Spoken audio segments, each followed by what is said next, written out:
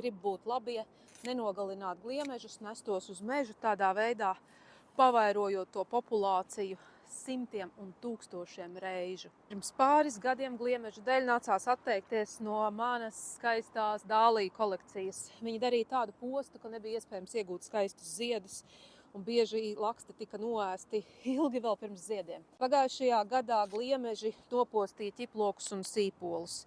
No sastādītiem ķiplokiem un sīpoliem man vispār nebija ražas. Pagājušajā gadā manā dārzā ieradās arī spāņi. Ar to beidzās visas 4 dobes manu zemeņu. Šajā gadā es ļoti cītīgi centos norobežoties no kaimiņos dzīvojošiem gliemežiem. Neskatoties uz visiem pretgliemežu pasākumiem, demokrātiskiem un mazāk demokrātiskiem, gliemeži šogad ir nopostījuši visus ķirbis, kas ir aizmetušies. Es joprojām esmu bez neviena ķirbīša.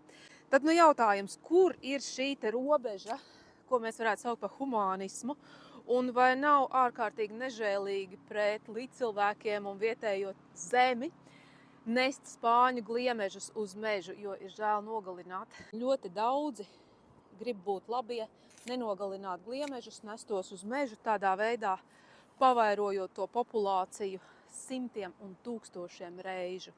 Šis jautājums par toleranci, par sarkanajām līnijām ir ļoti labi apskatīts Uves Bolla filmā, kas ir cenzēta un aizliegta daudzās valstīs.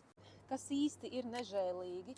Pavairot invazīvās sugas, aizstāvēt kaitēkļus vai sargāt savus dārzus un savu teritoriju? Kur ir robeža starp cilvēcību, humānismu un savas teritorijas nosargāšanu?